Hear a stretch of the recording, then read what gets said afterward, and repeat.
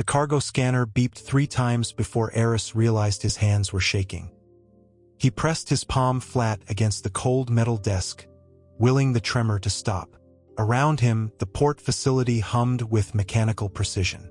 Fluorescent lights buzzed overhead, casting everything in that particular shade of institutional white that made people look half-dead. The air tasted like rust and recycled ventilation, thick enough to coat the back of his throat. "Badge," the security officer said without looking up. Eris slid the laminated card across the counter. His consultant credentials were spotless. 3 years working this port, never a single flag. The officer scanned it, and Eris watched the screen flicker green. Relief started to bloom in his chest, then died immediately, because that's when the scent hit him. "Hi viewers, kindly tell us where you're watching from and what time it is." It wasn't strong. Not at first. Just a whisper underneath the diesel fumes and industrial cleaner, so faint that a human wouldn't catch it at all. But Eris wasn't human, no matter how well he'd learned to pretend. And that scent, that desperate, terrified chemical signature, was unmistakably Omega. Unmistakably young. Somewhere in this facility, a child was afraid. "You're cleared for Dock 7, the officer said, handing back his badge. "Shipping manifests are already uploaded to your device." Eris nodded, took his badge, started walking toward the main corridor like nothing had changed, like his entire nervous system wasn't suddenly screaming at him to turn around, to find the source, to help. He'd survived 10 years by ignoring that instinct. The port stretched out before him in a maze of shipping containers and surveillance cameras. Workers in yellow vests moved like ants, following patterns they'd memorized, never looking up, never asking questions. Port Virex ran on efficiency, on silence, on the kind of organized control that made people forget they were being controlled at all. His tablet pinged. New message from his supervisor. "Discrepancy in container block E. Flag for review but don't log.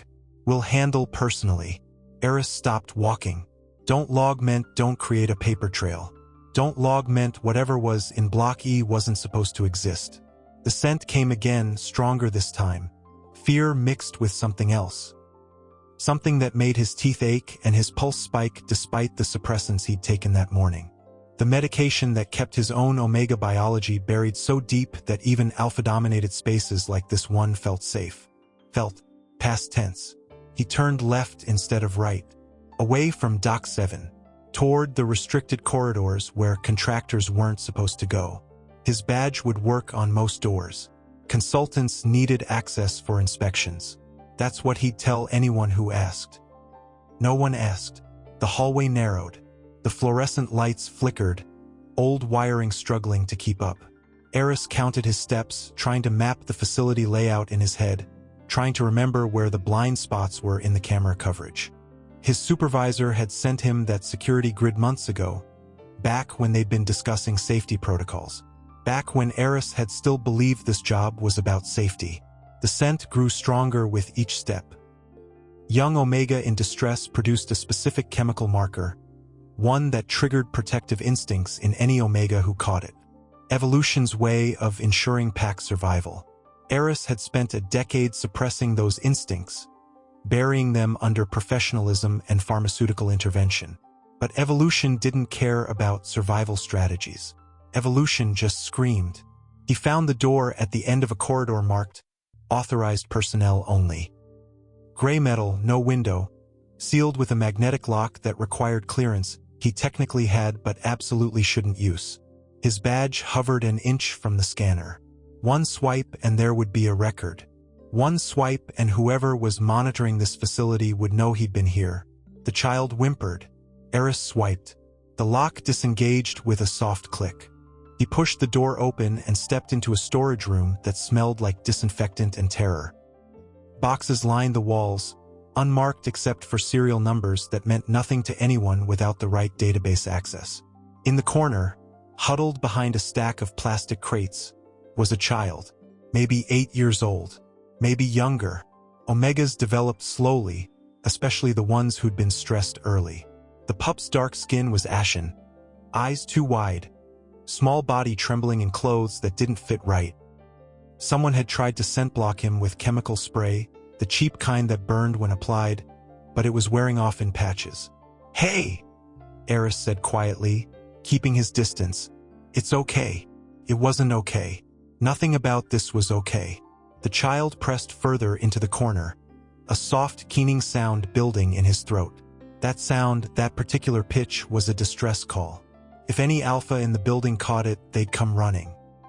Either to help or to claim, depending on what kind of alpha they were.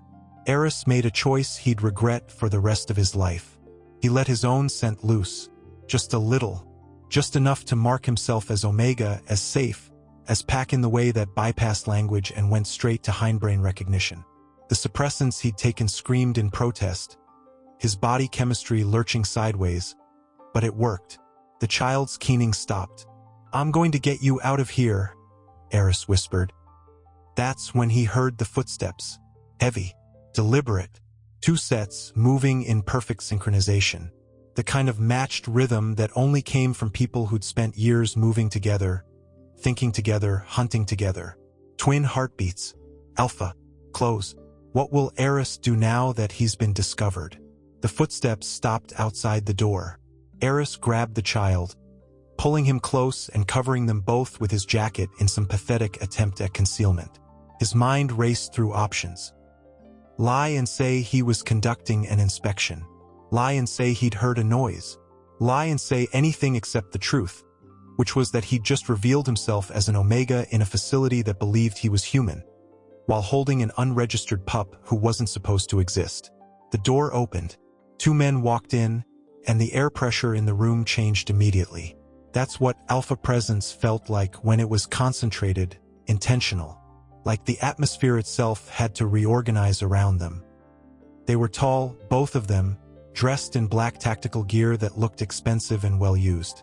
Identical faces, sharp jawlines, platinum hair buzzed short on the sides. One had a scar cutting through his left eyebrow. The other wore a silver ring on his right hand. Eris knew who they were. Everyone in Port Virex knew who they were. Kael and Kyrie Virelli, the twin alphas who owned everything in the city that wasn't officially on any paperwork. "Interesting place for a consultant to be," Kael said. "The one with the scar." His voice was smooth, almost pleasant. That made it worse somehow. Eris stood slowly, keeping the child behind him. "I heard something. Thought there might be a safety hazard." "Safety hazard," Kyrie repeated, "the one with the ring." He tilted his head slightly, nostrils flaring. "That's what you're calling it?" They knew. Of course they knew. Alphas could scent-identify like predators tracking blood in water. Eris had spent 10 years carefully constructing a human facade, using suppressants and scent blockers and careful behavioral mimicry. He'd learned to walk differently, to breathe differently, to never flinch when alphas entered a room even though every instinct told him to submit or flee. All of that unraveled in the 3 seconds it took Kyrie to smile. "You're Omega," Kael said. Not a question. Eris's silence was answer enough. The child whimpered again, pressed against Eris's leg. His small hand clutched the fabric of Eris's pants with desperate strength. That grip was the only thing keeping Eris standing, keeping him from making this worse by running or fighting or doing any of the things his biology was screaming at him to do. "The pup shouldn't be here," Kyrie said, his tone shifting to something almost conversational. There was a processing error. He was supposed to be relocated yesterday. Relocated. That word did a lot of heavy lifting. Eris had seen relocation manifests before, buried in the logistics data he reviewed for compliance reports. Relocation meant sold. Relocation meant disappeared. Relocation meant that somewhere in this city's web of legal fictions, Omega children were inventory. "Where?" Eris asked. His voice came out steadier than he expected. "That's not your concern," Kael said. "It is if I'm filing a report." Both twins went very still. That particular kind of stillness that predators use right before they strike. Eris had miscalculated. Badly. He was a consultant, not an investigator. He had no authority to file anything beyond standard safety documentation. Threatening to report them was suicide dressed up as bravery. But Kyrie laughed. It wasn't a cruel sound. That would have been easier to process. Instead, it was genuinely amused, like Eris had just told an unexpectedly good joke. File a report, Kyrie repeated. Using which credentials? The human ones you don't actually have a right to? Or should we discuss your falsified documentation with federal regulators? Eris's stomach dropped. They'd known. This whole time, they'd known he wasn't human and they'd let him keep working. Let him keep believing he was safe. The question was why. Kael moved closer, each step measured and precise. He stopped just outside Eris's personal space, close enough that his scent, cedar and gunpowder, wrapped around them both. We're not going to hurt the pup, he said quietly. Or you. But you need to step aside. No, Eris said. It was possibly the stupidest word he'd ever spoken. Kyrie's expression shifted, something flickering across his face that might have been respect or might have been calculation. You've worked here for 3 years, never caused problems, never asked questions. Why this child? Why now? Because I'm tired of pretending it's not my business. Because I heard him crying and remembered what it felt like to cry and have no one come. Because the lie I've been living requires that I ignore things like this, and maybe I'm finally done ignoring. Eris didn't say any of that. Instead, he said, he's afraid. He'll be safe, Kael said. Where? That's not how this works. The child's grip tightened. Eris felt the small body trembling against his leg and made another choice he'd regret. Then I'm going with him. Both twins exchanged a look. Some silent communication passed between them, the kind that twins supposedly had but Eris had always assumed was mythology. Apparently not. When they looked back at him, their expressions had synchronized into something that might have been approval. All right, Kyrie said. You can come. That should have been a relief. Felt like a trap closing. Kael pulled out a phone, typed something quick, then pocketed it again. There's going to be questions. About why you were in a restricted area. About why you broke protocol. We can make those questions go away. But you'll owe us. Owe you what? Cooperation, Kael said simply. Eris should have asked for specifics. Should have demanded contracts and terms and clarity about what cooperation meant. But the child was still shaking, still holding on to him like Eris was the only solid thing in a world designed to swallow him whole. And Eris had spent 10 years making calculated decisions that kept him safe while other people suffered. Just this once, he wanted to be the person who helped. Fine, he said. Kyrie smiled. Kael nodded. And somewhere in Eris's chest, a warning bell started ringing that he was too focused on the child to hear. They left the storage room together, the twins flanking him like an escort that was also a cage. The child walked between them, his small hand still gripping Eris's pants. Workers in the hallway glanced over, then quickly looked away. No one made eye contact. No one asked questions. Because when the Virelli twins walked through Port Virex, people knew better than to see anything at all. How much has Eris already sacrificed without realizing it? The administrative building on the north side of the port looked like every other concrete structure designed by people who believed form should never interrupt function. Gray walls, gray floors, gray everything, punctuated by motivational posters about teamwork that no one read. Eris had been here before for routine meetings, sitting in conference rooms while supervisors discussed efficiency metrics and cost reduction strategies. He'd never been escorted through the private elevator before. Kael pressed his thumb to a biometric scanner. The doors opened immediately, revealing an interior that was decidedly not gray. Polished wood paneling. Soft lighting that didn't make everyone look corpse-adjacent. The elevator hummed as it climbed, smooth and silent, the kind of mechanical precision that cost more than most people's annual salary. The child hadn't let go of Eris's pants. His grip had shifted from desperate to merely terrified, which felt like progress even though it absolutely wasn't. What's your name? Eris asked quietly. The child looked up at him with eyes that had seen too much too young. Dante. I'm Eris. I know. Dante's voice was barely a whisper. You smell safe. Eris's throat tightened. Safe. What a catastrophically inaccurate word for what he was. He'd just traded away his autonomy to two alpha mafia enforcers in exchange for the vague promise that they wouldn't hurt a child. That wasn't safety. That was desperation wearing a helpful mask. The elevator stopped. 5th floor, according to the indicator. The doors opened into what looked like executive offices. All dark wood and leather furniture and windows that offered a panoramic view of the port below. From up here, the facility looked almost beautiful. Organized. Efficient. You couldn't see the rust or smell the fear or hear the children crying in unmarked storage rooms. Design choices that revealed priorities. Kyrie led them down a hallway lined with closed doors.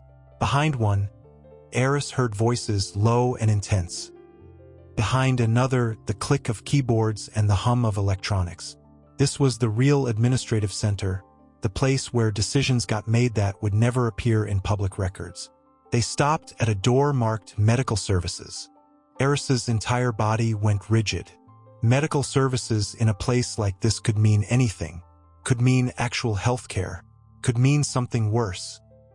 He'd read enough logistics reports to know that facilities processing Omega children often required medical documentation, verification, proof of biological status that could be sold along with the child. He needs a checkup, Kael said, reading Eris's expression accurately. Standard procedure for relocated minors. We have a doctor on staff. I'm staying with him, Eris said. We assumed you would. The room inside looked legitimate enough. Examination table, medical equipment, cabinets full of supplies organized with the kind of precision that suggested someone actually knew what they were doing. A woman in a white coat stood near the sink, washing her hands. She was older, maybe 50, with gray-streaked hair pulled back in a neat bun. When she turned around, her expression was professionally neutral. This is Dr. Amara Chen, Kyrie said. She handles all medical matters for relocated Omegas. Dr. Chun dried her hands, then knelt down to Dante's eye level. Hello, sweetheart. I'm just going to make sure you're healthy. Okay? Nothing scary. Your friend can stay right here the whole time. Dante looked at Eris. Eris nodded. The child let go of his pants reluctantly and walked toward the examination table with the slow, mechanical movements of someone who'd learned that compliance was survival. Dr. Chun worked quickly. Temperature check, heart rate, basic reflexes. She examined Dante's arms and legs, noting old bruises that had faded to yellow-green. When she ran the scent analysis scanner, Eris caught Kael watching him, measuring his reaction. He's malnourished, Dr. Chun said quietly, speaking to the twins instead of Eris. Dehydrated. Signs of prolonged stress. I'm recommending immediate placement in a registered care facility with therapeutic support. Approved, Kael said. Just like that. Approved. As if they had the authority to make that decision, which they apparently did because Dr. Chun nodded and started filling out paperwork on a tablet. Eris should have felt relief. Should have felt like he'd actually helped. But something about the efficiency of this, the smooth choreography of everyone involved, felt wrong. Felt rehearsed. Like they'd done this before and knew exactly how to perform concern without actually changing anything structural. Where's the care facility? Eris asked. Northside District, Kyrie said. Licensed, regulated, fully transparent. You can visit if you want. We'll arrange clearance. That should have been reassuring. Felt like a leash. Dr. Chun finished her examination and gave Dante a juice box from the mini fridge. The child drank it slowly, his eyes never leaving Eris. When he finished, Dr. Chun smiled and said something about getting him to the transport vehicle.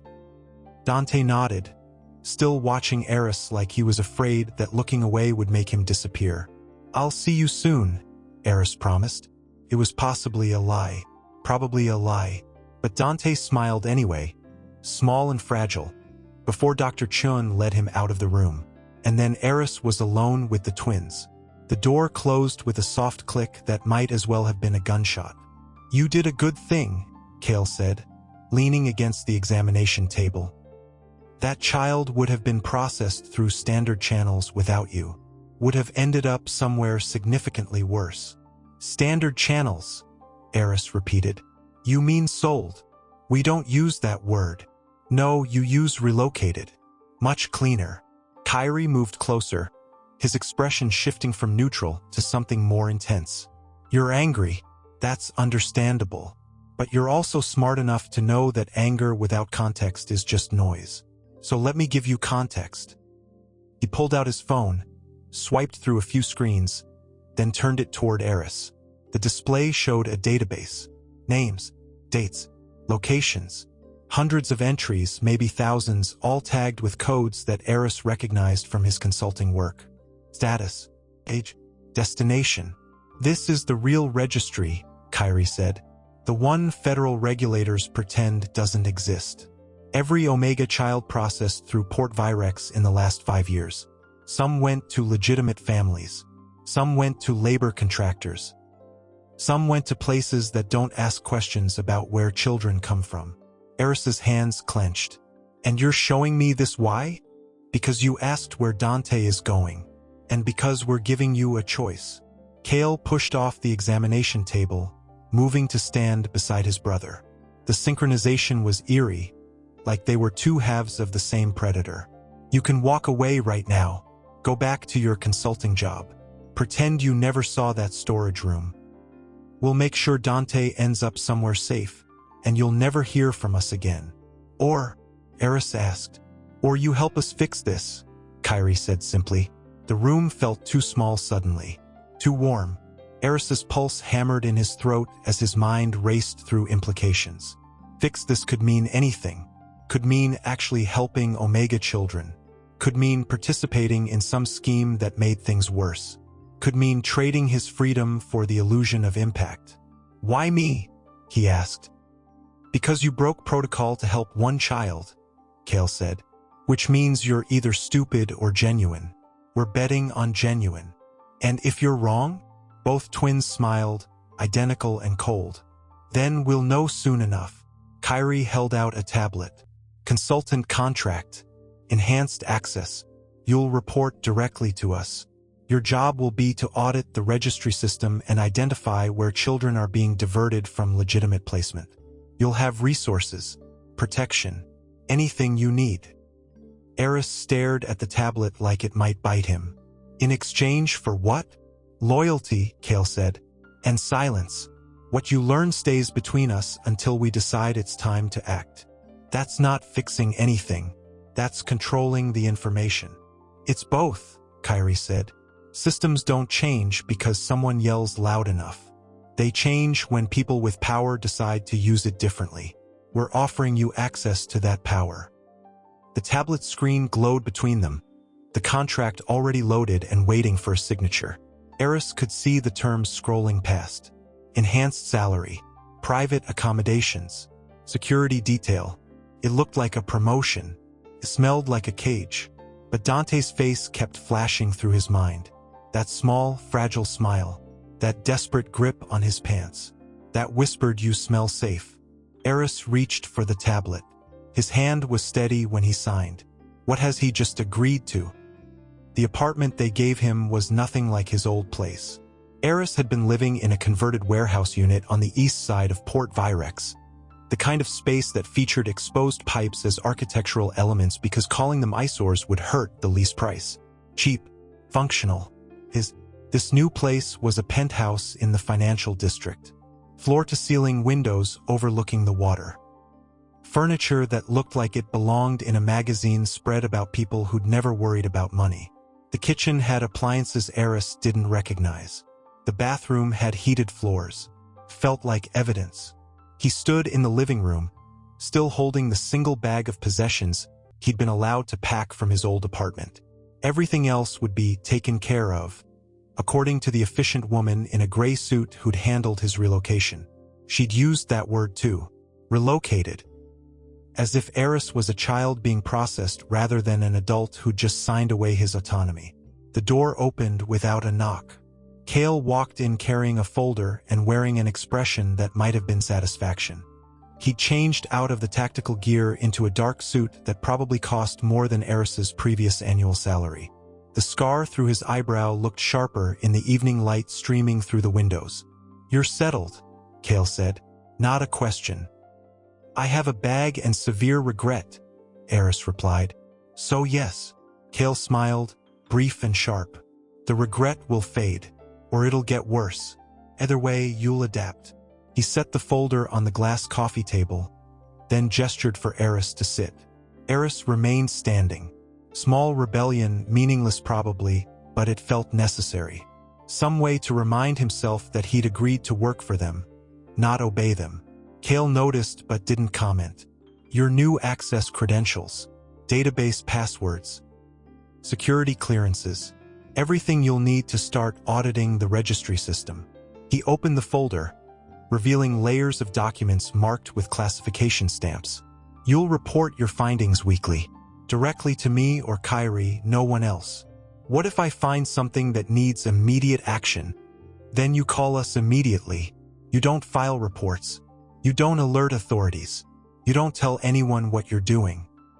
Kael's tone shifted, losing the pleasant edge and gaining something harder. This operation exists because people in power want it to exist. Exposing it incorrectly means those people destroy the evidence and we learn nothing. Patience is required. Eris picked up one of the documents, a list of port contractors with red flags marked next to specific names.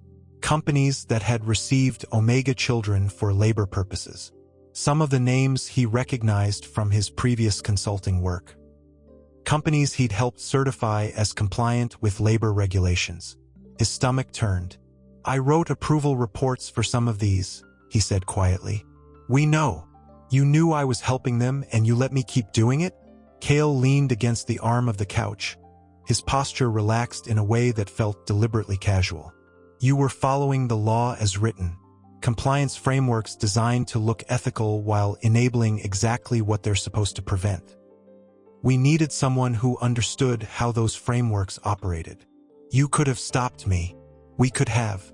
But then you'd never have signed that contract. You'd never have believed that the system itself was corrupt rather than just the people operating it. Kael gestured to the documents. Now you know. Now you're angry enough to actually help instead of just feeling guilty about it. Eris wanted to argue. Wanted to say that he would have helped anyway, that he didn't need to be manipulated into caring about Omega children being trafficked through his workplace. But the weight of those approval reports in his hands made the words die in his throat. He had known something was wrong. He'd just chosen not to look too closely. What about Dante? Eris asked, changing subjects because dwelling on his own complicity felt like drowning. Dante is at Northside Care Facility, Dr. Chun is personally overseeing his placement. He's safe. Can I see him? Not yet. The facility is processing his intake. Medical evaluations, psychological assessments, educational placement. Standard procedure for children who've been through trauma. Give it a week. A week felt like forever. Felt like enough time for something to go wrong. For Dante to disappear into the system the same way hundreds of other Omega children had disappeared. Eris opened his mouth to argue, then caught the look on Kael's face. He was being tested. This whole thing was a test. The contract, the apartment, the access credentials. They wanted to see if Eris would trust them or if he'd immediately start trying to circumvent their authority. Compliance or rebellion, measured in small choices that would determine how much leash they gave him going forward. Eris hated how clearly he could see the manipulation now. Fine, he said. 1 week. Kael nodded, approval flickering across his expression. Good. Start with the contractor files. Cross-reference them with port manifests from the last 6 months. Look for patterns in timing, destinations, documentation gaps. Anything that suggests children are being moved outside legitimate channels. And then we build a case. Slowly, carefully, until we have enough evidence to take this to federal regulators who aren't already compromised. It sounded reasonable. It sounded like actual justice rather than just revenge. But Eris couldn't shake the feeling that he was missing something. Some piece of this equation that would only become clear after it was too late to matter. Kael stood, adjusting his suit jacket. Kyrie will check in tomorrow. He's better with the technical aspects of data analysis. I'm better with people. Is that why you're here now? To manage me? To welcome you, Kael corrected. You made a difficult choice in that storage room. Most people don't. They see something wrong and they look away because getting involved is complicated. Dangerous. You didn't look away. There was something in his tone that might have been respect. Might have been ownership. Eris couldn't tell which, and that uncertainty felt like the most honest thing that had happened all day. Kael walked toward the door, then paused. One more thing. There's a gala tomorrow night. Port Authority fundraiser. Very formal, very public. You're attending as our guest. Why? Because people need to see you with us. Need to understand that you're under our protection. That touching you means touching us. Kael's expression hardened. There are people in this city who won't be happy about what you're doing. Making your association with us clear will keep most of them from trying anything stupid. Most. The stupid ones are always a risk. But we'll handle them. He left before Eris could ask what handling meant. The apartment felt emptier after the door closed. Eris stood in the middle of the living room, surrounded by expensive furniture he hadn't chosen and windows that offered a view of a city that suddenly felt much more dangerous than it had this morning. He pulled out his phone, thought about calling someone, then realized he didn't have anyone to call. 10 years of survival had meant 10 years of isolation. No close friends. No family who acknowledged him. No connections that couldn't be severed quickly if he needed to run. He'd made himself untethered in the name of safety. Now he was tethered to the twins, and safety felt like something that had never actually existed at all. His phone buzzed. A text from an unknown number. Suit specifications attached. Taylor will arrive at 8 a.m. Don't be late to your own debut. K. Eris opened the attachment. The suit design was elegant. Expensive. The kind of formal where that would mark him as someone important, someone protected, someone who belonged at galas with Port Authority executives and political donors. He'd spent 10 years trying to be invisible. Tomorrow night, he'd be on display. What could possibly go wrong? The ballroom looked like someone had taken the concept of wealth and made it architectural. Crystal chandeliers hung from a ceiling painted with murals of ships and trade routes, historical propaganda about Port Virex's noble commercial history, the kind of art that conveniently forgot how many of those ships had carried people in chains. White marble floors polished to a mirror shine, tables draped in silk, centerpieces arranged with flowers that probably cost more than most workers' weekly salary. Eris stood near the entrance in his new suit, feeling like an exhibit. The tailor had arrived exactly at 8 that morning, along with a stylist who'd looked at Eris's hair like it was a personal insult to her profession. 3 hours later, he'd been transformed into someone who could stand in a room like this without security asking him to leave. The suit fit perfectly. His hair was styled in that carefully messy way that required significant effort to look effortless. Even his shoes were Italian leather. He looked like he belonged. He felt like a fraud. "Stop fidgeting," Kyrie said beside him, adjusting his own cufflinks. The twin wore a suit nearly identical to his brother's, charcoal gray with subtle pinstripes. The silver ring on his hand caught the chandelier light. "You're drawing attention." "I'm standing next to the Virelli twins at a Port Authority gala," Eris muttered. "I'm going to draw attention regardless. Then draw the right kind." Kyrie's expression remained pleasant, but his tone carried weight. Confident, comfortable, like you've earned your place here rather than stumbled into it. Kael appeared on Eris's other side, materializing from the crowd with champagne flutes balanced in each hand. He offered one to Eris, who took it automatically. "Smile," Kael said quietly. "Commissioner Hayes is watching, and she's the only vote we need on the next port expansion review." Eris glanced across the room. Commissioner Hayes was a severe woman in her 60s, wearing a dress that cost more than most cars. She was indeed watching, her expression calculating in the way politicians' expressions always were when deciding whether someone was useful. He smiled, felt like being complicit. The evening proceeded in waves of calculated socializing. Eris was introduced to port executives, city council members, federal regulators whose salaries claimed they were public servants, but whose watches suggested otherwise. Each conversation followed the same pattern. Polite questions about his consulting work, subtle inquiries about his relationship with the twins, careful assessment of whether he was someone worth cultivating or someone to ignore. No one asked if he was Omega. The suppressants and scent blockers did their work, and the suit did the rest. In spaces like this, presentation mattered more than biology. Looking expensive meant being treated as if you were expensive. The irony wasn't lost on him. "You're doing well," Kael said during a brief pause between introductions. They'd moved to a quieter corner near the windows overlooking the port. From up here, the facility looked almost beautiful. Lights glittering across water, ships moving with slow grace. You couldn't see the storage rooms where children cried. "I'm performing," Eris corrected. "There's a difference. Not in rooms like this." Kael sipped his champagne, his eyes tracking movement across the ballroom with the precision of someone who always knew where threats might emerge. Performance is the only currency that matters. Sincerity is for people who can afford to be vulnerable. Eris wanted to argue, but before he could, someone called Kael's name. He turned with a smile that looked genuine but probably wasn't, leaving Eris alone near the windows. Alone was relative.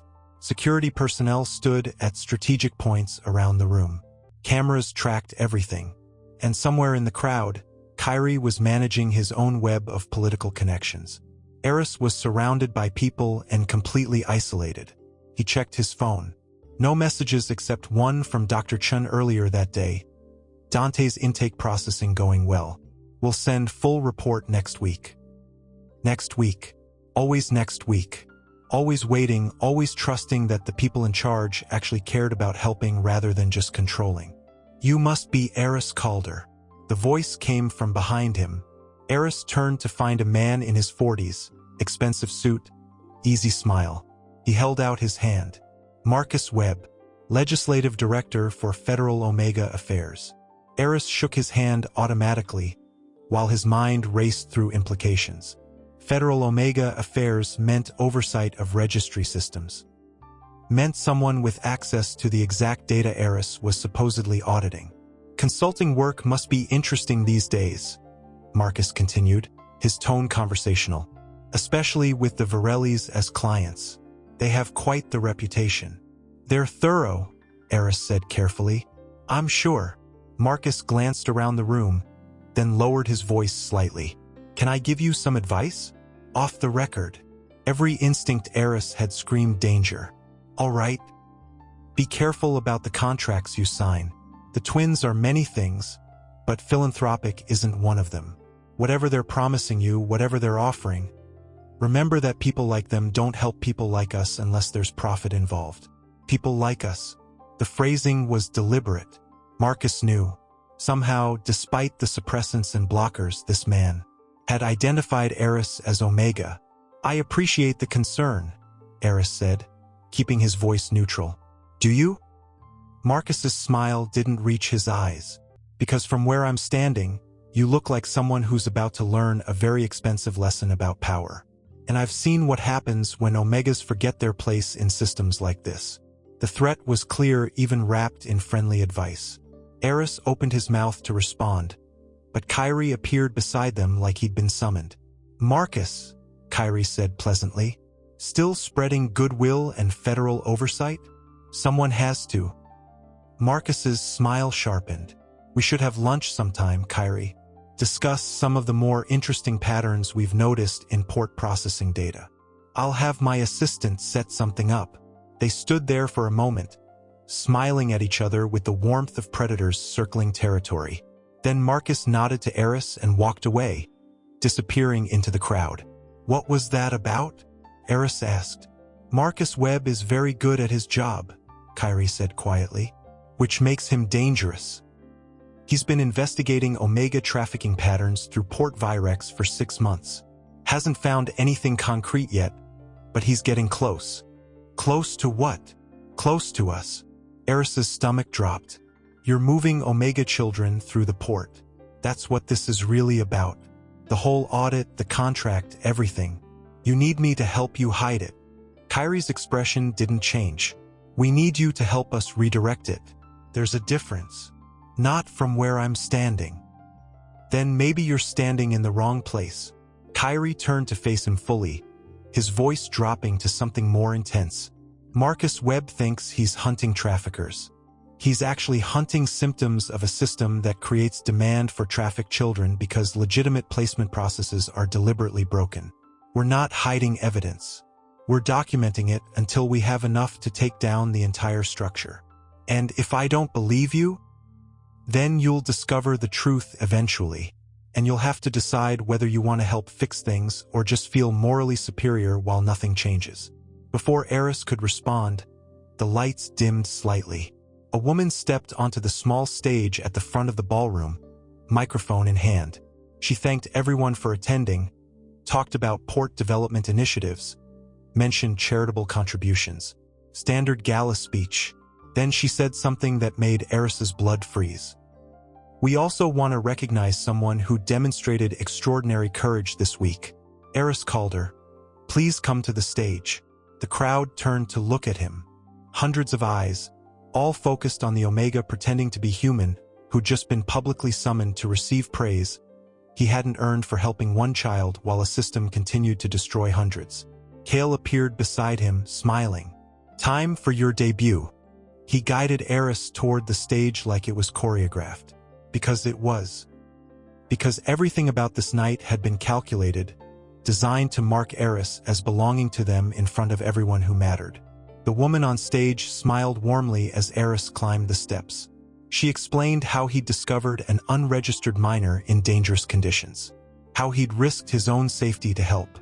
How his quick thinking and compassion exemplified the values Port Virex stood for.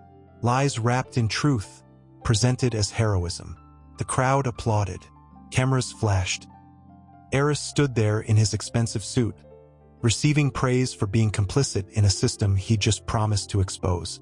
When he returned to the twins, they were both smiling. Congratulations, Kyrie said. You're officially under our protection now. Protection. That word again, doing so much heavy lifting. The gala continued around them. More speeches, more networking, more champagne. Eris moved through it mechanically, shaking hands and accepting congratulations from people who didn't know or didn't care that the whole thing was theater. Hours later, when they finally left the ballroom, Eris's face hurt from smiling. They rode back to his apartment in silence. Kael drove while Kyrie sat in the back with Eris, scrolling through his phone and occasionally typing responses. The city passed by outside the windows, lights blurring together. You did well tonight, Kael said as they pulled up to Eris's building. I lied to everyone in that room, Eris replied. Welcome to politics. Eris got out of the car, then paused. When can I see Dante? Both twins exchanged a look. Then Kyrie said, tomorrow. We'll take you to the care facility. You've earned that much. Earned. Like access to the child he'd saved was a reward for good behavior rather than a basic right. Eris nodded and walked into his building without looking back. The apartment felt different when he entered. Not physically. Everything was exactly where it had been that morning. But the space itself felt smaller somehow. Like the walls had moved closer while he was gone, shrinking around him. He shed the suit jacket, loosened his tie, then stopped in front of the windows overlooking the port. From up here, he could see lights moving, ships coming and going, workers loading and unloading cargo that might include human beings processed as inventory. His phone buzzed. Unknown number again. Sleep well. Tomorrow starts your real education. K. Eris stared at the message, then at the port below, then at his reflection in the window. He looked successful, protected, safe. He felt like he'd just signed a contract written in disappearing ink. That night, the marking came. What has Eris truly agreed to? The pain woke him at 3 in the morning. Not physical pain. Worse. The kind that started somewhere in his chest and spread like ice through his veins, chemical and absolute. Eris sat up in bed, gasping, his skin burning even though the room was cold. His hands shook as he reached for his neck, finding the mark he hadn't felt them place. 2 puncture points, one on each side. perfectly symmetrical, twin marks. He stumbled to the bathroom, turned on every light, and stared at his reflection. The marks were small, almost invisible unless you knew what to look for. But the scent coming off him now was unmistakable. Claimed, bonded, property. His phone rang. Eris grabbed it with numb fingers. "Don't panic." Kyrie's voice came through calm and measured. "The marking is temporary. A chemical bond, not a biological one. It'll fade in 6 months if we don't reinforce it." "You marked me without asking." Eris's voice sounded distant, like it belonged to someone else. "We needed people to know you're protected. The mark does that better than any public announcement." "I didn't consent." "You signed the contract." Eris looked down at his hands. They were still shaking. "What did the contract say?" "Protection requires proof. You wanted to help Dante. This is how we make sure no one interferes with that. No one touches you. No one questions you. No one makes you disappear the way Omega consultants tend to disappear when they ask too many questions." The logic was airtight. The violation was complete. "I want to see the contract again," Eris said. "It's in your email. Read clause 17. Eris hung up, opened his laptop, found the contract he'd signed yesterday. The one he'd barely read because Dante's face kept flashing through his mind. Scrolled to clause 17. Consultant agrees to chemical bonding protocols as necessary for security purposes. Duration and method at discretion of contract holders. The words had been there the whole time. He'd just been too focused on saving one child to notice he was selling himself. Eris closed the laptop, walked back to the bathroom, stared at the marks on his neck until the sun came up. At 8, Kael arrived to take him to see Dante. They didn't speak during the drive. Eris sat in the back seat, watching the city pass by through tinted windows. The mark on his neck itched, but scratching it only made the sensation worse. Chemical bonds worked differently than biological ones. They didn't create emotional attachment. They just created ownership. The Northside Care Facility looked legitimate. 3-story building, cheerful paint, playground visible through the fence. Children's drawings taped to windows. If Eris hadn't known better, he would have believed it was exactly what it claimed to be. Dr. Chun met them at the entrance, her professional smile firmly in place. "Dante's been asking about you. He'll be happy to see a familiar face." They led him through hallways decorated with motivational posters about growth and healing, through doors that required keycard access, into a common room where children sat at tables doing homework or playing quiet games under supervision. Dante was in the corner with a puzzle. When he looked up and saw Eris, his entire face transformed. "You came?" Dante whispered, running over. Eris knelt down, letting the child crash into him.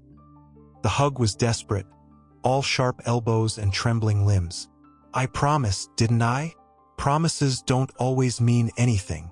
The words came from a child who'd learned that lesson too young. Eris held him tighter, aware of Kael watching from the doorway, aware that this reunion was also performance. Proof that the twins kept their word. Proof that cooperation led to rewards. They sat together at one of the tables. Dante talked about his room, his new clothes, the food they gave him. Each sentence came out careful, like he was testing whether honesty was safe.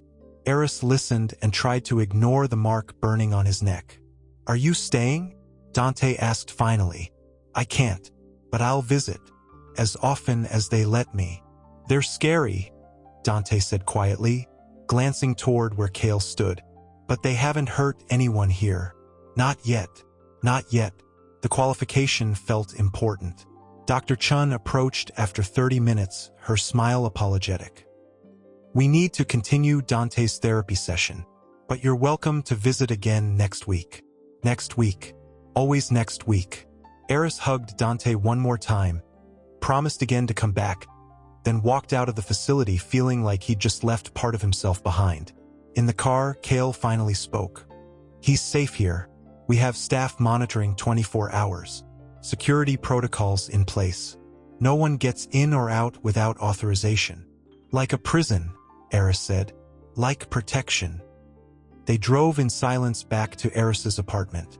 When they arrived, Kael handed him a new tablet. Updated access credentials. You can start reviewing the registry data today. Kyrie compiled everything you'll need. Eris took the tablet but didn't look at it. What happens when I find evidence that you're the ones trafficking these children? Kael's expression didn't change. Then you'll have to decide whether you believe evidence or your own eyes. Dante is safe because we intervened. How many other children are safe because we redirect them before they reach the people who would actually hurt them? That's not an answer. It's the only answer you're going to get until you prove you can handle the truth. Kael left. Eris went inside his apartment and opened the tablet. The data was overwhelming. Thousands of entries spanning 5 years. Registry codes, transport manifests, destination facilities. Some entries were marked green, some yellow, some red. The color coding wasn't explained. Eris started cross-referencing. Green entries went to licensed care facilities or approved family placements. Yellow entries went to labor contractors with questionable records but technically legal operations. Red entries went to addresses that didn't exist in any official database. He spent 6 hours mapping patterns. The red entries all shared one thing in common. They'd been flagged for intervention by someone with administrative access. Someone who'd changed their destination codes. Someone with the username KV_admin. Kyrie Virelli. Eris sat back, his mind racing. The twins weren't hiding the trafficking. They were intercepting it. Redirecting children who would have disappeared into red flag destinations toward facilities like the one holding Dante. It wasn't justice. It was damage control performed by people with enough power to play God without permission. His phone buzzed. Text from Kyrie. Found something interesting yet? Eris stared at the message, then at the data, then at his reflection in the dark tablet screen, the marks on his neck just barely visible. He typed back, "Why didn't you just tell me?" The response came immediately. "Would you have believed us?" No, he wouldn't have. He would have assumed they were lying, manipulating, covering their own crimes. He would have needed to see the evidence himself before accepting that the twins were operating in the space between legal and ethical, doing illegal things for reasons that might actually be good. That uncertainty felt like the only honest thing in his entire apartment.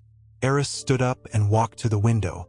Down below, the port operated with mechanical precision.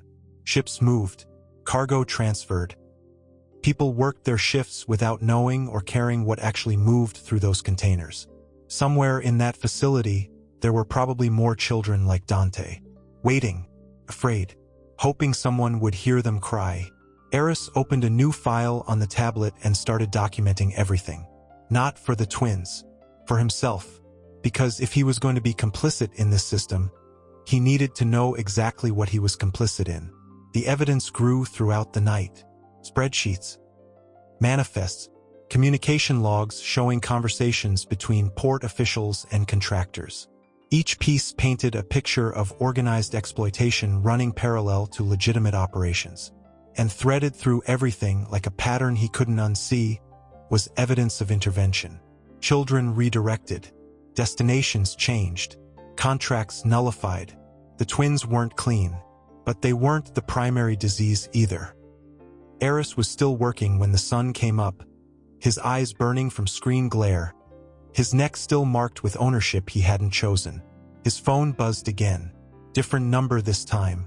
Port Authority logistics data breach detected. Federal investigation initiated. You have 24 hours before they trace it to your access credentials. MW, Marcus Webb, the federal investigator from the gala. Eris's stomach dropped. He hadn't breached anything. He'd only accessed data the twins had given him authorization to view. Unless that was the point. Unless the twins had given him access knowing it would trigger federal attention. Knowing that someone like Marcus would notice. Knowing that Eris would become the visible target while they stayed protected. He called Kyrie. The phone rang 4 times before connecting. "I've been set up," Eris said without preamble. "Not set up," Kyrie corrected. "Positioned." Marcus Webb has been trying to build a case against us for months. Now he has won. Against you. Why? Because you're expendable. We're not. And because federal investigations need someone to prosecute. Better you than the children in the system. The logic was monstrous. The logic was accurate. So what happens now? Eris asked. Now you decide whether you want to be a martyr or a weapon. The call ended.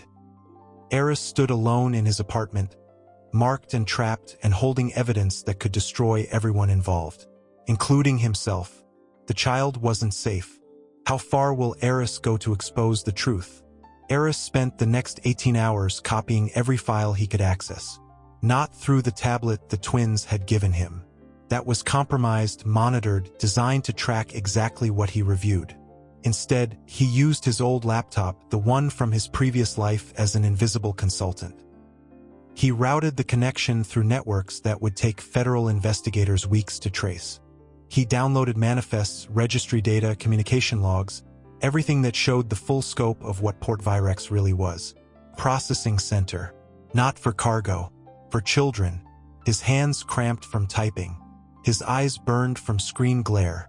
The mark on his neck throbbed with each hour that passed, chemical ownership asserting itself through his nervous system. But he kept working. Because Marcus Webb's message had clarified something important. The twins weren't protecting him. They were using him as a shield. And if Eris was going to burn, he'd make sure the fire was big enough to reach everyone. At hour 15, he found the connection he'd been looking for. A series of contracts between Port Virex and a federal placement agency. Standard language about Omega child welfare and protective relocation. Except the agency didn't exist. The address listed was a warehouse.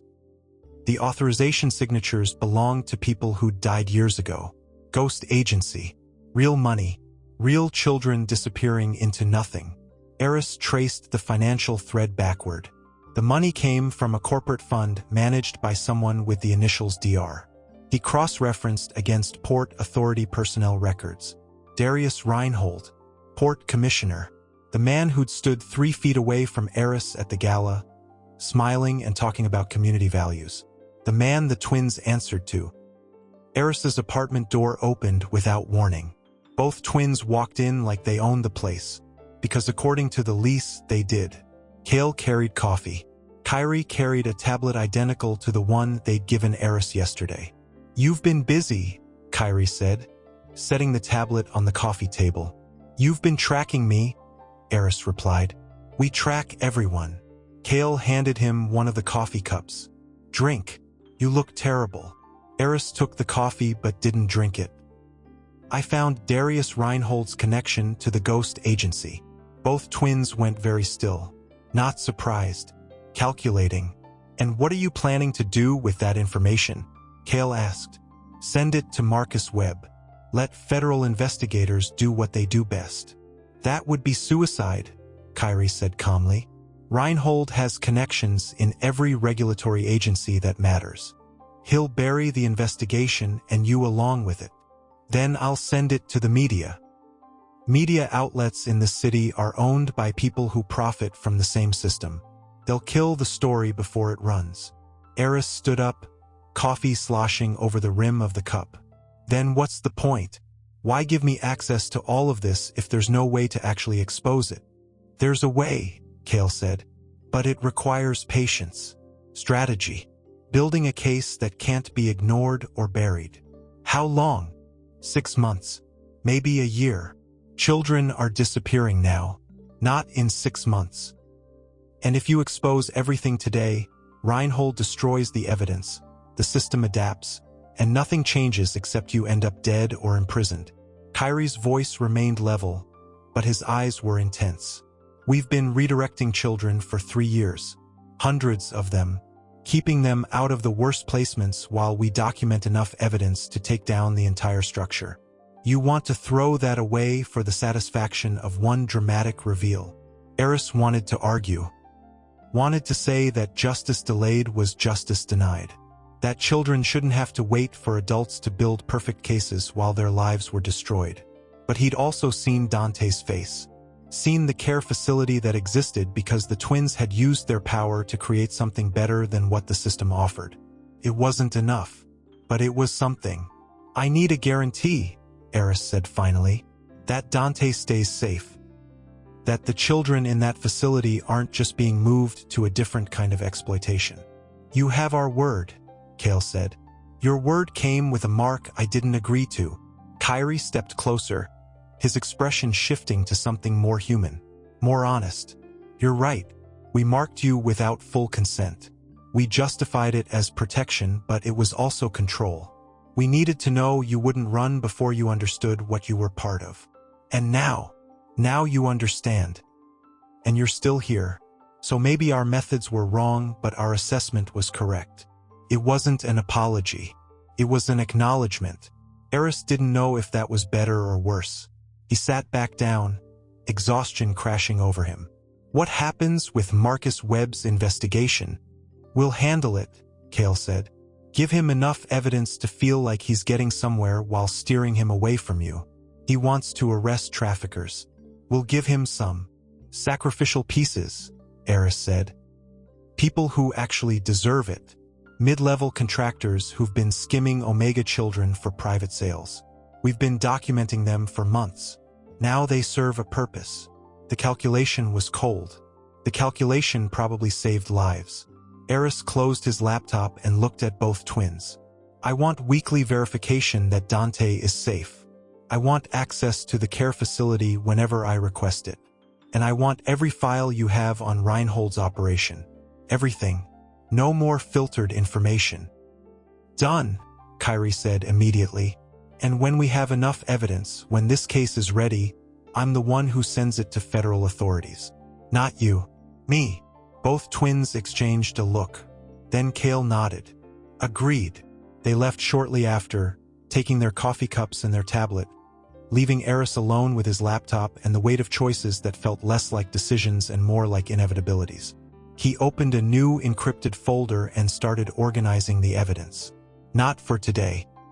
Not for dramatic revelation. For the moment when exposure would actually matter. When the case was strong enough to survive the counterattack that would inevitably come. Strategic patience felt like swallowing glass. But Dante's smile, fragile and hopeful, made it necessary. Eris worked through the night again, mapping connections, building timelines, creating a case that would be undeniable when the moment finally came. At dawn, his phone buzzed. Text from Dr. Chun. Dante asked if you're coming today. He made you a drawing. Eris stared at the message, something cracking in his chest. He typed back, "Tell him I'll be there this afternoon." Then he sent his first compiled report to an encrypted email address that didn't belong to the twins. An address he'd created for himself. Insurance. Documentation. Proof that he'd tried to do the right thing even when the right thing required doing wrong things first. The file uploaded in 30 seconds. He'd just created evidence of his own complicity. But he'd also created evidence of everything else. Somewhere in Port Virex, children were waking up in facilities that existed because people with terrible methods had made choices that led to less terrible outcomes. It wasn't justice. It wasn't even close. But it was what Eris had. For now, I sent the first packet. What price will truth demand? The news broke on a Tuesday morning while Eris was reviewing transport manifests. His phone exploded with notifications. News alerts. Social media updates. Messages from numbers he didn't recognize. He opened the first article and his coffee went cold in his hand. Federal investigation reveals Omega trafficking network operating through Port Virex. Multiple arrests expected. The article included names. Mid-level contractors the twins had mentioned. Port officials who'd signed fraudulent documents. But no mention of Darius Reinhold. No mention of the ghost agency. No mention of the twins. Eris scrolled through 6 more articles. Same pattern. Same careful selection of who got exposed and who stayed protected. Marcus Webb had the evidence. But not all of it. His phone rang. Kyrie. Don't react publicly, Kyrie said immediately. Federal agents will want to question you. Stick to your consultant credentials. You were reviewing compliance data as part of routine audits. You noticed discrepancies. You reported them through proper channels. I reported nothing through proper channels, Eris said. You will have. We're backdating documentation now. The efficiency was terrifying. Within hours, Eris's entire professional history would be rewritten to show that he'd been a dutiful consultant who discovered corruption and reported it appropriately. A hero, a whistleblower, someone whose actions led to federal intervention. All lies built on truth. What about Dante? Eris asked. What about the care facility? Not mentioned in any reports. As far as federal investigation is concerned, that facility doesn't exist in connection with trafficking operations. It's a legitimate private placement center with proper licensing. Because the twins owned the people who issued licenses. Eris ended the call and watched the news coverage spiral. Reporters interviewed shocked port workers. Federal agents gave statements about ongoing investigations. Port Authority released a statement expressing commitment to transparency and justice. Darius Reinhold appeared on camera, his expression perfectly calibrated between concern and determination. He talked about rooting out corruption, about protecting vulnerable populations, about Port Virex's dedication to ethical operations. The man responsible for everything stood in front of cameras and played victim. Eris's hands shook as he closed his laptop. His phone rang again. Unknown number. You think you've won something? Marcus Webb's voice came through tight with anger. But all you've done is help them cut off the visible branches while the roots stay protected. I didn't release anything to media, Eris said. No, you just gave the Virellis everything they needed to control the narrative. Those arrests? Small players. Replaceable. The real operation continues, and now it'll be even harder to investigate because everyone thinks the problem's solved. Then why aren't you investigating deeper? Silence. Then, because the people who sign my paychecks are the same people who profit from keeping things exactly as they are. I can arrest contractors. I can't arrest commissioners. Not without evidence that would survive the kind of legal assault that ends careers. I have that evidence, Eris said quietly. More silence. Then why haven't you sent it? Because the twins convinced me that exposing everything now would just make the system adapt. Because I believed that strategic patience would save more children than immediate revelation. Because I'm complicit and I've been trying to pretend cooperation is the same as resistance. Eris didn't say any of that. Instead, he said, "Meet me. Tonight. I'll give you everything." Why now?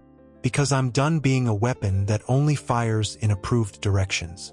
He ended the call before Marcus could respond. Then he opened his encrypted files and started copying everything to an external drive. Not just the evidence the twins had given him access to. Everything he'd compiled independently. Names, dates, financial records, communications, the ghost agency, Reinhold's signatures, the twins' intervention records. All of it. The data transfer took 40 minutes. Eris watched the progress bar and tried not to think about what would happen when the twins discovered what he'd done. The mark on his neck burned like it knew betrayal was coming. At 8 that evening, Eris left his apartment carrying the external drive in his jacket pocket. He'd chosen a public location for the meeting, a coffee shop downtown, busy enough that violence would be impractical but quiet enough for private conversation. Marcus was already there when Eris arrived. He looked tired, his suit rumpled, his eyes carrying the weight of someone who'd been fighting losing battles for too long. They sat in a corner booth. Eris slid the external drive across the table. Everything, Marcus asked. Everything I have access to. Registry data, financial records, communication logs, evidence that Darius Reinhold created and operated a ghost agency to traffic Omega children through Port Virex. Evidence that the twins have been intercepting some of those children and redirecting them. Evidence that federal oversight agencies have been compromised. Marcus picked up the drive like it might explode. This could destroy careers, shut down operations, maybe even lead to actual prosecutions. It could also get us both killed. Probably. Marcus pocketed the drive. I'll need time to verify everything, build a case that can survive legal challenges, find prosecutors who aren't compromised. How long? Weeks, maybe months. Children don't have months. Children also don't benefit from investigations that collapse because we moved too fast. Marcus stood up. Thank you for this. Whatever your reasons, you've given me more than anyone else has been willing to risk. He left before Eris could respond. Eris sat alone in the coffee shop, staring at his empty hands, feeling the mark on his neck pulse with each heartbeat. He'd just committed the kind of betrayal that people didn't survive. The twins had resources, connections, power that extended into every corner of the city. And he'd just handed federal investigators everything needed to dismantle their operations. His phone buzzed. Text from an unknown number. That was impressively stupid. They knew. Of course they knew. They probably had surveillance on him constantly. Another text. Come back to your apartment. We need to talk. And Eris? Don't run. It won't help. Eris paid for his coffee and walked back to his apartment like he was walking to his own execution. The streets felt too quiet, the buildings too tall. The city itself seemed to be watching, waiting to see what happened when someone tried to fight systems that had been carefully constructed to be unfightable. Both twins were waiting in his apartment when he arrived. They didn't look angry. That would have been easier to process. Instead, they looked disappointed, like Eris had failed some test they'd been hoping he'd pass. Sit down, Kael said. Eris remained standing. Small rebellion. Meaningless probably. Kyrie walked to the window, his back to the room. We knew you'd do this eventually. Question was when. You lasted longer than we expected. You're not surprised? Eris asked. We're never surprised by people choosing principles over pragmatism. It's predictable, noble, stupid. Kyrie turned around. Marcus Webb will take your evidence to prosecutors who are already bought. They'll open an investigation that will take years and ultimately conclude that while irregularities existed, no criminal intent can be proven. Reinhold will retire with a pension.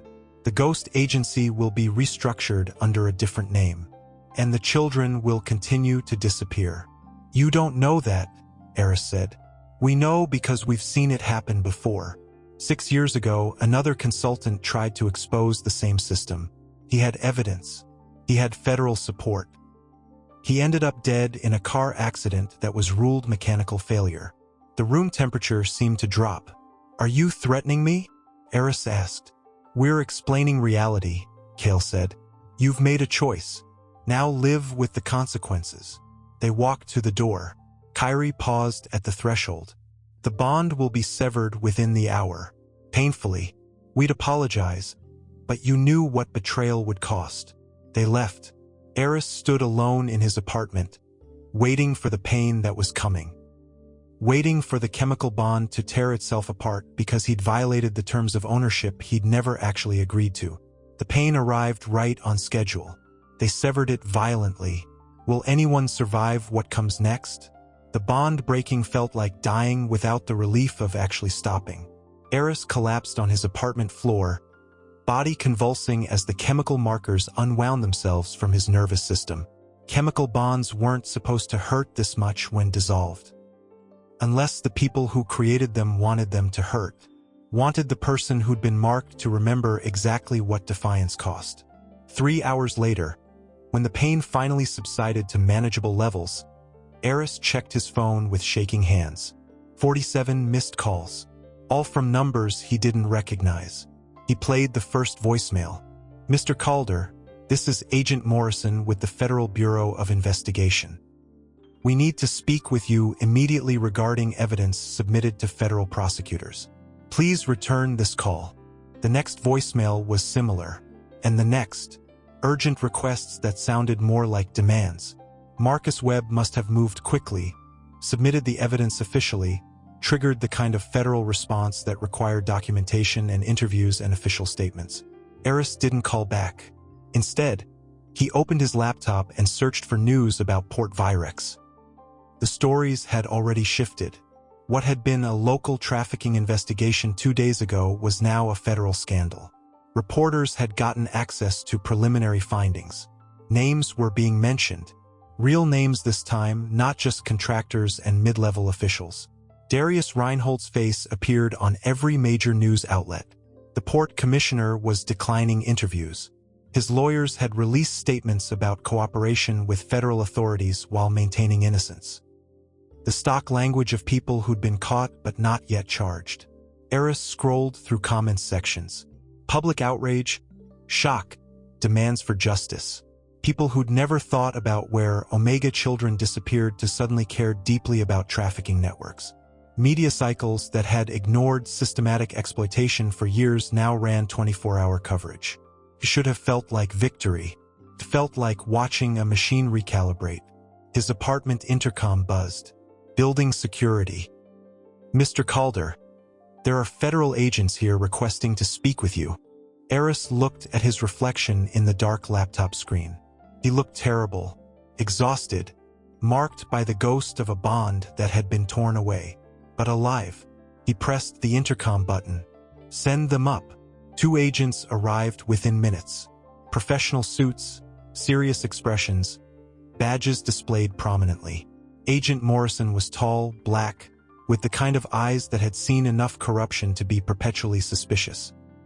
His partner, Agent Yates, was shorter, white, carrying a tablet that probably contained everything they'd already compiled about Eris's involvement.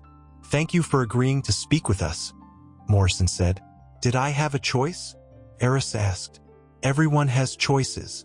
Morrison gestured to the couch. May we sit? They sat. Eris remained standing, still too physically wrecked from the bond breaking to trust his body in a relaxed position. We've reviewed the evidence you provided to Agent Webb, Yates said, tablet open.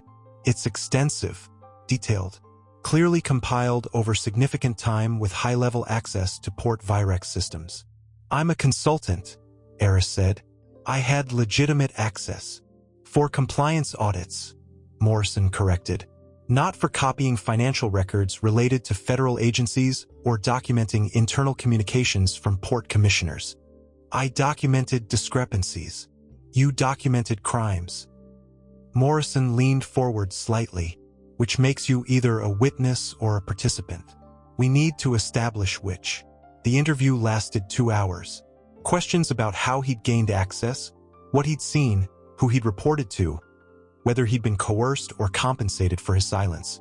Eris answered carefully, sticking as close to truth as he could without incriminating himself or revealing details about the care facility where Dante lived. When they finally left, Morrison handed him a card. You'll need to testify when this goes to trial. Federal prosecutors will be in touch. In the meantime, stay available. Stay available meant don't run. Meant don't disappear the way people involved in cases like this tended to disappear. Eris closed the door behind them and immediately called the care facility. Dr. Chun answered on the 3rd ring. I need to know Dante is safe, Eris said without preamble. He's fine, sleeping peacefully. We've increased security as a precaution, but there's been no incidents. Federal investigation might look into the facility. If anyone asks, we're a licensed private placement center operating legally within state guidelines, which we are. Dr. Chen's voice carried the kind of calm that came from practice. The children here are protected, Eris. Whatever happens with the investigation, that won't change. Eris wanted to believe her, wanted to trust that exposure wouldn't somehow make things worse. But he'd spent too long seeing how systems adapted, how power protected itself, how revelation often just rearranged the pieces without actually changing the game. He ended the call and opened his laptop again. The news coverage had expanded. Federal officials were promising comprehensive investigations. Port Authority was promising full cooperation. Politicians were promising legislation to prevent future exploitation. Promises. Always promises. Eris's phone buzzed. Email notification. Subject line. Termination of consultant services. Port Virex was officially ending his contract. Immediate termination. No severance. All access credentials revoked. The email was professionally worded, citing ongoing federal investigations and commitment to transparency. Translation: he was radioactive now. Too visible. Too connected to scandal. Better to cut him loose and claim they'd been deceived by a rogue consultant. Eris closed his laptop and walked to the window. The port stretched out below, still operating despite the scandal. Ships still moved. Cargo still transferred. The machine adapted just like it always did. His reflection in the glass showed someone who'd been marked, used, and discarded. Someone whose career was destroyed. Someone who'd exposed corruption without actually changing the structure that created it. He looked like a person who'd lost everything except the knowledge that he'd tried. Another email arrived. Subject line: Federal Witness Protection Services information. Eris didn't open it. He didn't need protection. He needed to know whether anything he'd done actually mattered.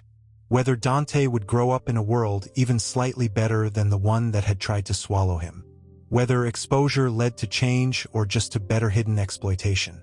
His phone rang. Unknown number. Eris answered. They found the child. Kyrie's voice came through quiet and controlled.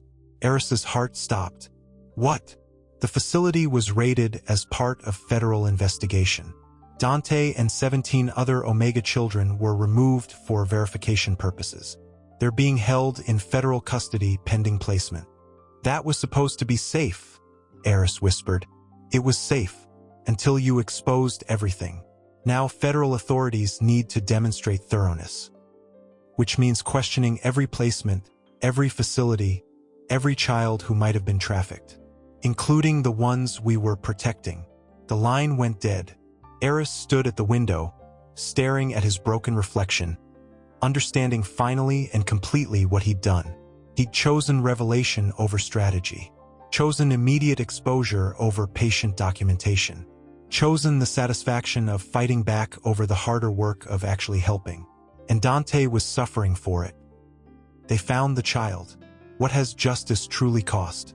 3 months later, Eris stood outside a federal building in a city he'd never lived in before. He'd been relocated after his testimony. Standard witness protection protocol for people involved in cases that attracted the kind of attention this one had. The trial was ongoing, prosecution methodically building their case against Darius Reinhold and the network of officials who'd enabled the ghost agency's operations. Eris's testimony had been brief, factual. He'd explained what he'd discovered, how he'd documented it, when he'd reported it. He hadn't mentioned the twins except in passing, as background context about port operations. They'd never been charged. The evidence he'd provided about their interventions had somehow disappeared from the official record. Power protecting itself, like always, but Reinhold was facing multiple felony counts. 6 other port officials had already pleaded guilty.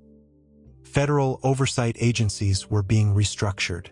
New regulations were being written about Omega child placement and trafficking prevention. The system was adapting. Whether it was improving remained unclear. Eris checked his phone. Message from Dr. Chun.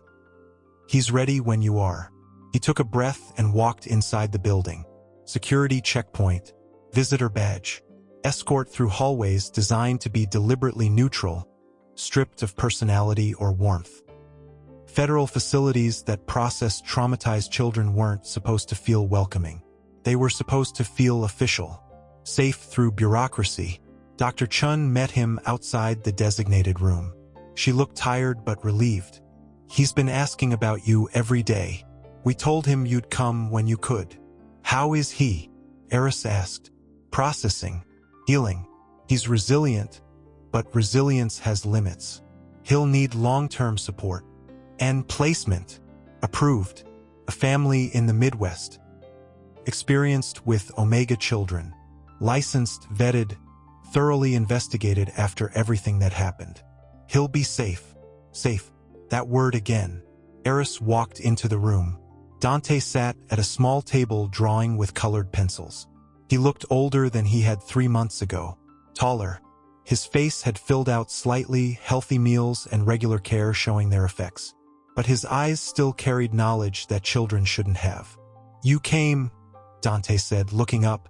I promised, didn't I? Dante nodded slowly, setting down his pencil. Promises don't always mean anything. But yours did. Eris sat down across from him, his throat tight. The chair felt too small, designed for children, but he folded himself into it anyway. Being at Dante's eye level felt important. I'm sorry it took so long.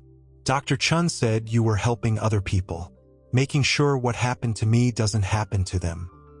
Dante's voice was careful, like he was testing whether truth was still safe between them.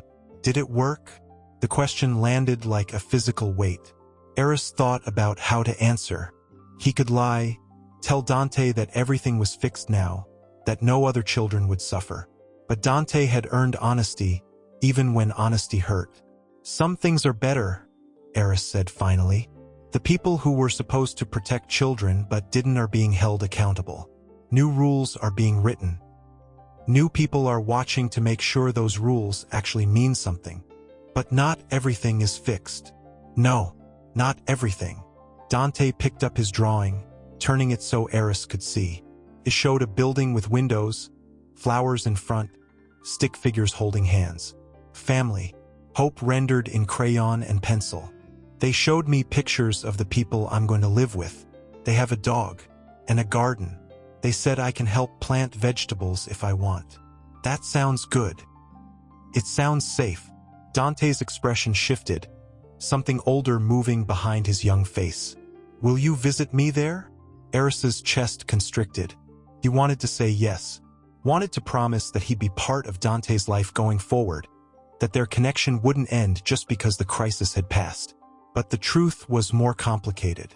Witness protection meant distance, meant severed ties, meant that staying in Dante's life might actually endanger him if the wrong people decided Eris still had value as leverage. I don't know if I can, Eris said quietly. The people who are keeping us both safe think it's better if I stay away.